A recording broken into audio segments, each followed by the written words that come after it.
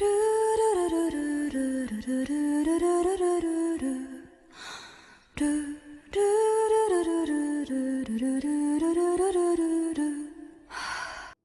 Mage Chapter 110, Eclipse King and Tentacle King. Vandal Yu suddenly realized that he was in a place that he didn't recognize. This is our dream. Having experienced something similar on the night that he had undergone a job change to Demon Guider, Vandal Yu realized that he was dreaming. But he felt more unpleasant than he had in the previous dream. A sense of discomfort, as if he had accidentally trespassed into someone's house without realizing it. But it's a dream, after all. I wonder if someone else is going to come. He began looking to see if there was anything around in his field of vision, which somehow allowed him to see all of his surroundings without moving his neck. And then suddenly, a voice called out to him. Hello. Vandal Yu lowered his field of vision to see the owner of the voice, who was below him and to the side. There was a single Scylla there. No, looking more closely, it was something grotesque that resembled a Scylla. Green hair and 2 arms, the upper body of a woman, a lower body that resembled that of an octopus. All of these were just like a Scylla's at a glance. But when Vandal Yu focused his eyes, he could see that all of these features were made of tentacles of different thicknesses, entwined around each other in bundles to form the shape of a Scylla. It was like an elaborate straw doll, made out of fibers of flesh. It didn't look particularly impressive, as it was around half of Vandal Yu's size, but it was a little ghastly to look at up close. The first thing that Vandal Yu did was apologize to this ominous-looking creature. I'm sorry about this. He said, I'm still at an age where I'm not growing much taller, so I was searching above me without thinking. Other than the children like Jaddle and Varby, Vandal Yu was always surrounded by people who were taller than him. That was why he had the habit of looking up, while looking around to see whether anyone was around. Not at all. Do not concern yourself over such things. For it is I who summoned you here of my own accord. Please forgive me. The Scylla-like creature spoke in a neutral, flowing tone that was unimaginable given its grotesque appearance. As for how it was speaking despite not having a mouth, the tentacles that formed the mouth-like area quivered in rhythm with the words spoken by its voice. It seemed that it was rubbing the tentacles together there in order to produce sound. For a dream, the setting was quite detailed. My apologies, but could I ask who you are?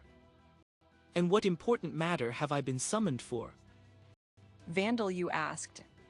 Judging from the appearance of the creature, he could guess that it had some relation to the Scylla, but he still didn't know what it was, so he maintained a polite tone. The Scylla-like creature's tentacles quivered as it answered. I am known as Maribeville. I felt an aberrant, abnormal presence among those who worship me. Wanting to ask who you might be, I summoned you here. Maribeville was a name that Vandal Yu remembered hearing before. Is that not the name of the heroic goddess worshipped by the Scylla race in their territory? Heroic gods were heroes who had become gods. Thus, they underwent transformations depending on later alterations to the religion or changes in history. But it was said that many of the statues and paintings depicting them resembled the appearance that they had when they were mortals. But then, wasn't it likely that they would at least not look like masses of tentacles bound into the shape of a Scylla? That is a masquerade that I have kept up since, before the founding of the Sauron Kingdom that preceded the Sauron Duchy. Maribeville said, I was originally the evil god of slime and tentacles of the Demon King's army. I once made a vow with the goddess Vita and became a parent to the Scylla. The truth was that she had been an evil god of the Demon King's army who ruled over tentacles. After being defeated 100,000 years ago in the battle between Vita and Alda, Maribeville and the Scylla of that time failed to escape beyond the Boundary Mountain range.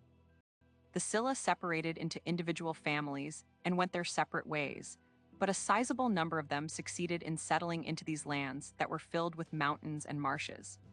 Maribeville had originally been an evil god in a higher position than Fidurg, the dragon god of 5 sins, so she had received less damage.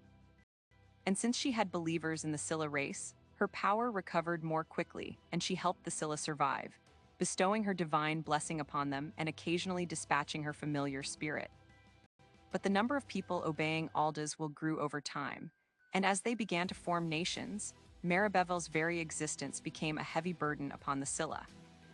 As the Scylla worshipped an evil god, not only the believers of Alda, but the believers of other gods whose knowledge and history had been forgotten, and even believers of Vita treated the Scylla as targets to be feared and persecuted. The people cannot distinguish between the evil gods, who are remnants of the Demon King's army, and the evil gods who are on Vita's side, said Maribeville. Alda never intended to tell us apart to begin with, and Vita and the other prominent gods were still slumbering. But I do think that at least Vita's followers could understand, said Vandalu. There were some who did, but there can be large differences between believers of Vita. Not all of them are descendants of those who fought in the battle that occurred 100,000 years ago. This was true then, and it is still true now. I suppose that is true. Not all of Vita's followers knew the truth about the world's history. Vandalu knew this, but now that he was hearing Maribeville retell the tragedy of the Scylla race, he understood just how troublesome this fact was. I did consider pretending to be defeated and going into slumber temporarily. But the Scylla, who was the chief at the time, suggested a clever idea. Maribeville continued.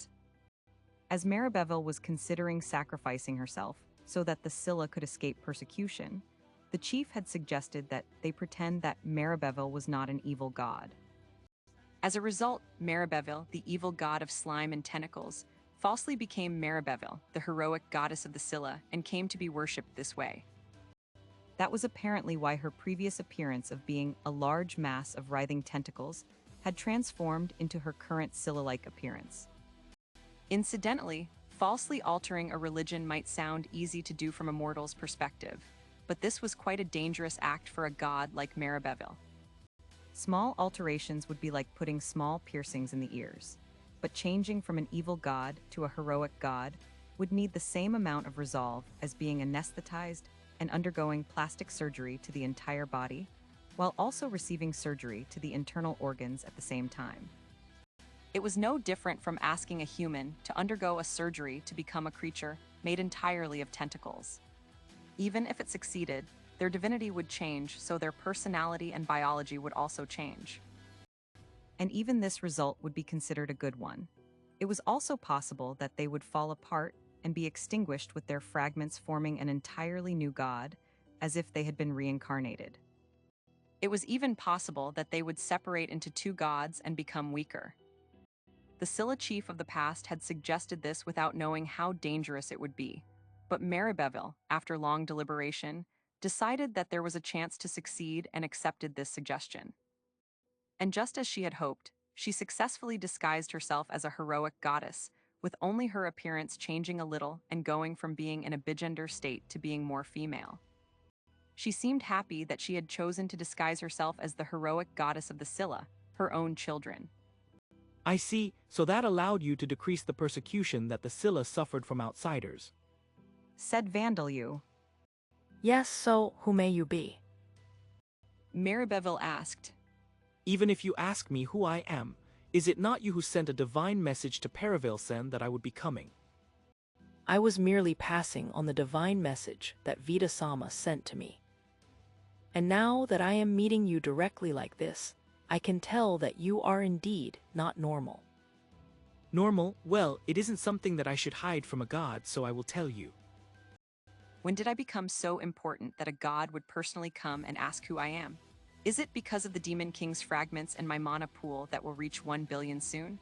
Vandalu wondered as he told Maribeville who he was, what he had done up until now, and why he had come to the Scylla territory. Oh my, to think that these were the circumstances. Maribeville murmured. For 100,000 years, Vita had been sending divine messages about Vandalu to the gods who were her allies, as well as her own followers. But Maribeville had never received any detailed information. Maribeville, who had transformed from an evil god to a heroic goddess, was partially different from the being that Vita had known. Though this was a very rough example, it was as if she had changed her address without telling anyone. I understand the situation. I, Maribeville, shall become your strength. Maribeville lowered her head so low that it looked as if she was crushing the lower half of her body. Please raise your head. Said Vandelu. I am happy to receive your support, but I am a Dampier. I am not someone worthy of being called Omni asterisk by a god. TLN, this is the polite pronoun for you that Maribeville has been using to refer to Vandelu. Fidurg, who had been sealed in the Scaled King's Nest, had met Vandelu under unfortunate circumstances, but there should have been no reason for Maribeville to humble herself before Vandelu. Being treated like this despite that felt uncomfortable, but despite Vandelu's words, Maribeville showed no signs of accepting them. Unlike Rodcourt, many of Vita's allies who had once been a part of the Demon King's army were humble gods like Fidurg. Despite being a goddess, Maribeville had taken a smaller form than Vandelu and treated him politely. Thinking that this was the case, his impression of Maribeville grew even more favorable. More importantly, there are things that I would certainly like you to accept. Said Maribeville. Because I had these, I was forced to restrict my power more than usual. But I am sure that you can make full use of them. Her body divided smoothly, revealing 2 black lumps that had been buried in the bundles of tentacles. Are those fragments of the Demon King? Vandelu asked. Yes. Said Maribeville. These fragments are different to me in nature, so I was unable to seal both of them at once. There were originally 3, but the other was caught up in the confusion during the battle of 100,000 years ago, and someone stole it. I would like to leave these 2 fragments with you. The Demon King's fragments could often be used as powerful weapons, but for Maribeville, they were nothing but burdens. If they were misused and went out of control, it was possible that they could cause the events leading to the Demon King's resurrection. That was why she had been devoted in keeping them sealed. As a small price for doing this for me, I shall grant you the divine protection and title that I can. Maribeville let out a small noise of frustration. It seems that a divine protection will be impossible. Ah, Fidurg said it was impossible too. I will ask you again when you make a full recovery. Said Vandelu. Then a title at least. You shall become a king to all who possess tentacles, the Tentacle King. There is a similar title that is read the same way but with a different meaning, you know. TLN, Tentacle King is Chinese letter /Shokwu. I am fairly certain that the other title that Vandelu is referring to is Chinese letter, which is also read Shokwu. It roughly translates to erotic lewd king. You have acquired the Tentacle King title. The level of the Abyss skill has increased. Vandelu was surprised that he could hear the announcer in his head even inside a dream, and also felt slightly anxious. What will I tell everyone in Talishheim if they start growing tentacles? But why had the Abyss skills level increased? But merely giving you a title is. Shall I have some of my children serve you? Asked Maribeville. No, you do not have to go so far. Said Vandelu. But with this, what I have given you does not match the burden that I have made you bear. For Maribeville, the Demon King's fragments weren't even weapons. They were equivalent to dangerous chemical pollutants. Since she was having Vandelu accept them, even if he didn't consider them to be burdens, it was logical for her to provide a befitting reward. That was what she seemed to think. Then please give Orbia, Privel, Paravel-san, and everyone else the divine protection that was supposed to be for me. Said Vandelu. Also, please tell all of the Scylla that they should become my allies. I have already bestowed my divine protection upon Paravel, but as you will. Said Maribeville. Thank you very much. The moment Vandelu finished speaking these words, his consciousness blacked out. Maribeville's body collapsed like that of an octopus or squid that had used up all of its strength. He managed to return, though I requested something of him, and I am very grateful for it. I do not wish to meet him in my divine realm ever again. The truth was, Maribeville had lied to Vandelu. She had told Vandelu that she had summoned him, but the reality was different. The moment she tried to interfere with Vandelu's consciousness, he had appeared in her own divine realm. In fact, Maribeville hadn't deliberately taken a form that was smaller than the embodiment of Vandelu's mind. Her original body had simply been smaller than Vandelu's mind. She had shuddered before the enormous, grotesque being that had suddenly appeared and was late in calling out to him. Leaving aside how grotesque and enormous his mind was, his trespassing into my divine realm was the power of the abyss skill. I intended to look into him, but I was looked into instead. Maribeville knew of several beings, with powers similar to the abyss skill that had existed in the world that she had originally been in before she became a part of the Demon King's army. These beings had been the first to be obliterated by the Demon King Gujarani's. These were those who possessed the only power in that world that the Demon King could not obtain. Though Vandelu possessed a power that even the Demon King did not, even with Maribeville looking into him, it should have been impossible for him to step into her divine realm. This had only happened because Maribeville had tried to touch Vandelu's mind, only to have him follow her instead. Now that I think about it, it makes sense that he was looking up to begin with. One who is seated in the depths would need to look up in order to see those in the shallows. O gracious Vita, you bless us with constant good fortune. I pray for prosperity for me and my children. He would be able to crush even the evil schemes of the traitors, Maribeville thought. With high expectations of Vandelu, she gave thanks for how fortunate she had been to be able to form bonds of friendship with him. Having woken up to find himself on the verge of being suffocated, due to Povina turning in her sleep, Vandelu succeeded in using spirit form transformation on his entire body to escape from beneath her. He quickly produced threads from his mouth, made clothes, and changed into them. And then he decided to inspect the Demon King's fragments that he had received from Maribeville. Judging from their names, he had decided that there would be no danger in testing them inside the room. Demon King's suckers activate. Suction cups like those of a frog appeared on Vandelu's fingertips. When he pressed his fingertips against the wall of the hut, they attached themselves firmly to its surface. Ooh. With the suction cups sticking to the wall, he tried climbing it. The suction cups could attach and detach themselves freely, so he was able to crawl across the walls and ceilings as he wished. With this fragment of the Demon King, it would be easier to crawl across the ceilings of dungeons. And then he continued to the second fragment. Demon King's ink sacs activate. Ink came out of Vandelu's fingertips. He made an improvised container made of earth and coated in mucus produced by his tongue, gathered the ink in there, and then inspected it. He could control its properties freely.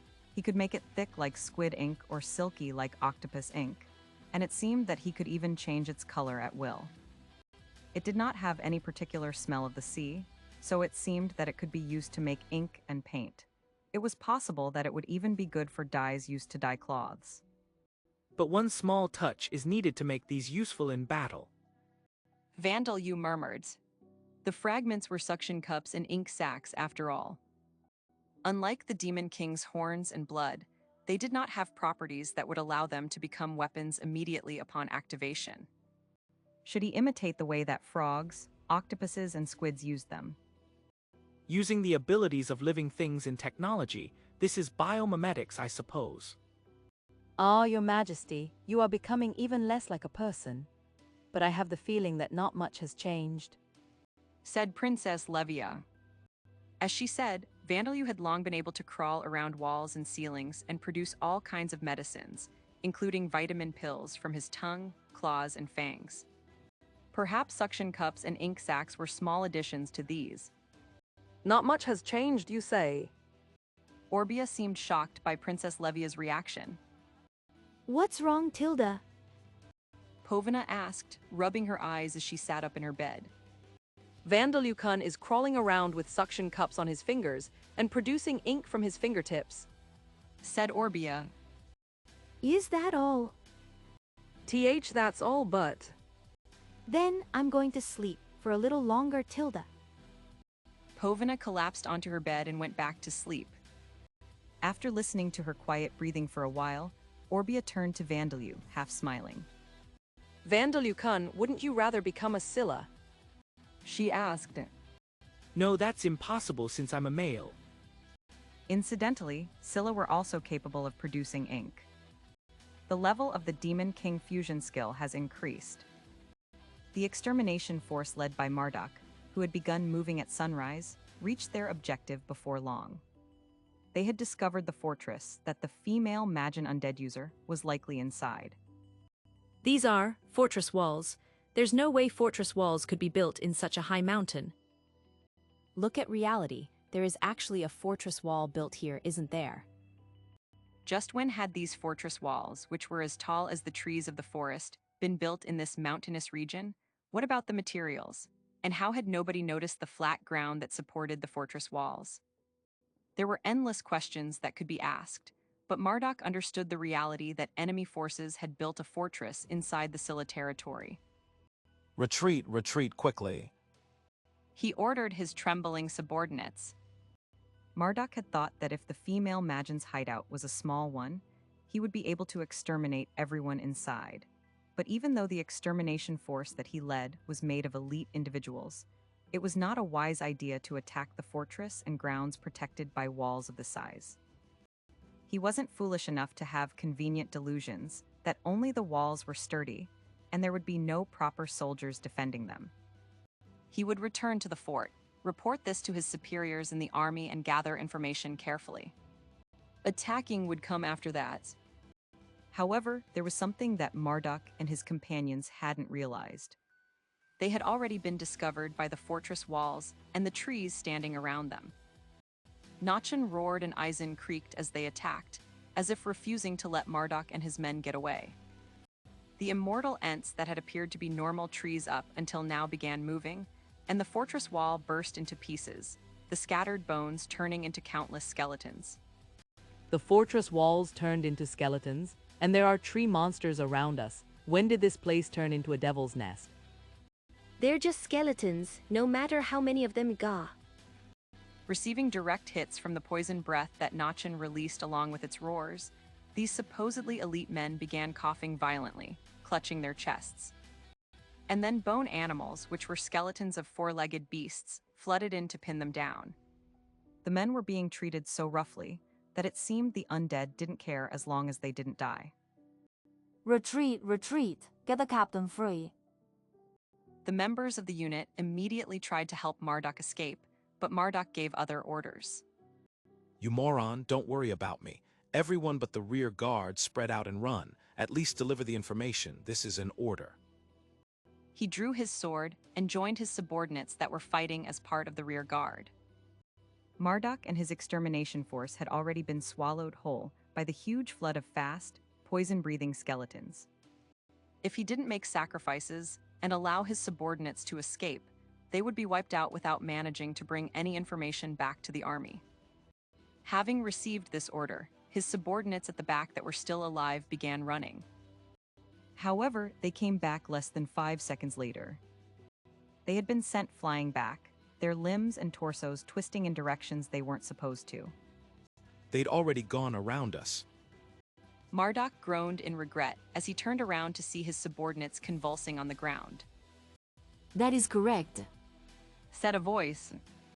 The owner of this voice was Belmond, who had calmly flown around behind the extermination force. Good grief. She sighed. My metal threads would sever your limbs, so I tried to capture you alive using the tail that I have been given.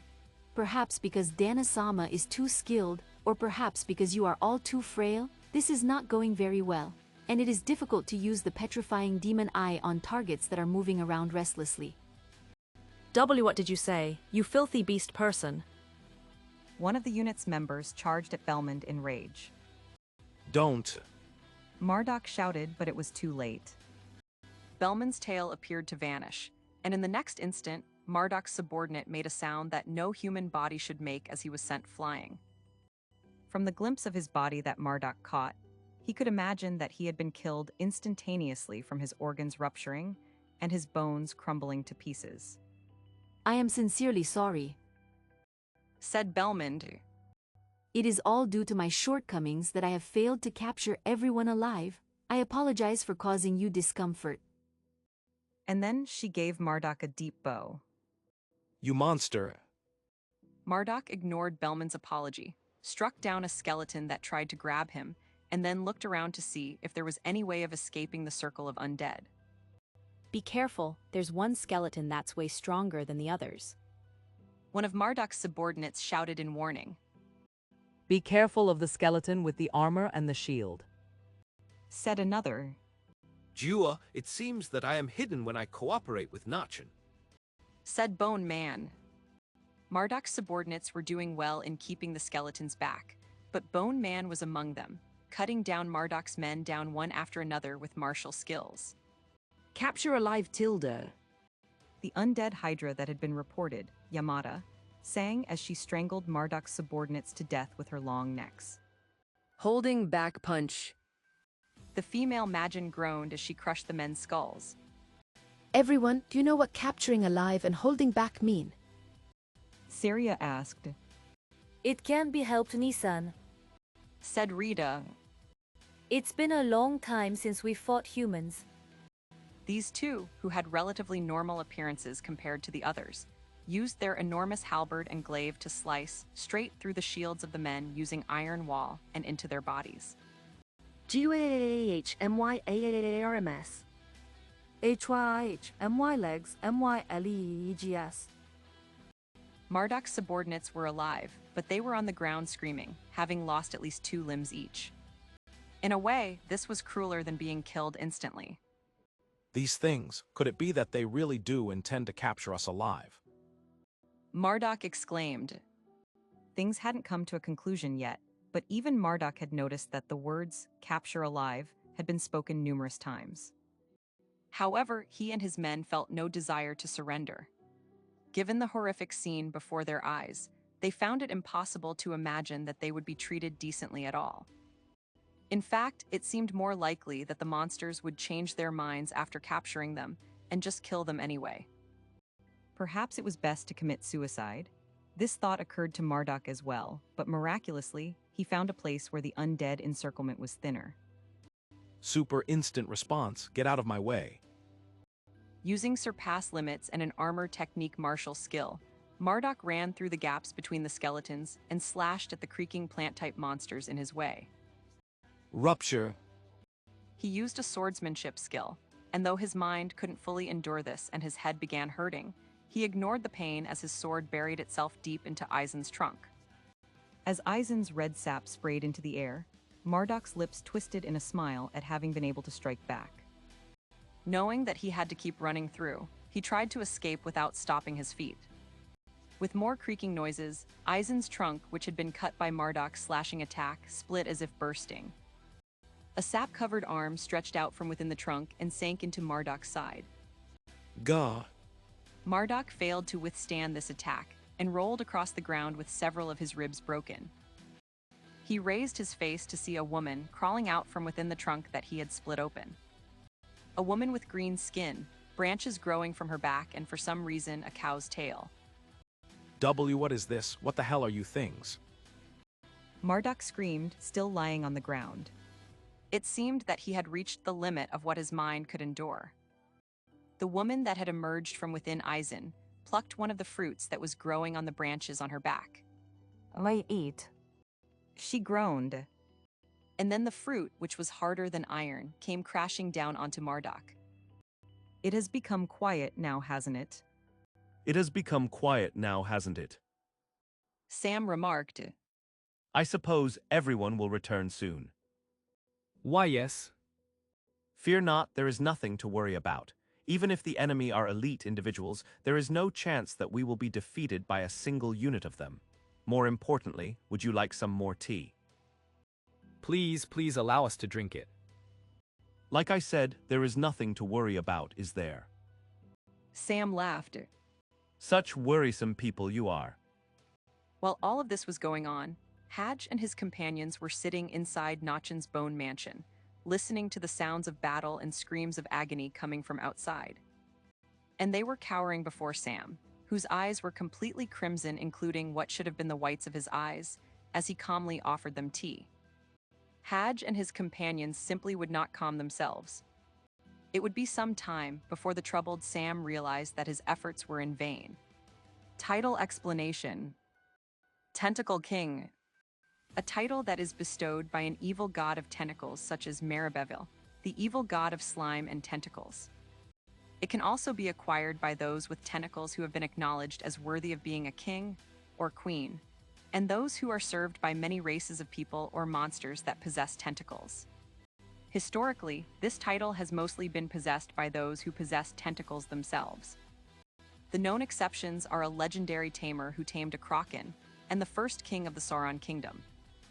It has the specific effect of providing an ability to display charismatic qualities to races of monsters and people who possess tentacles. It allows such races to become followers, requires the strengthen followers skill.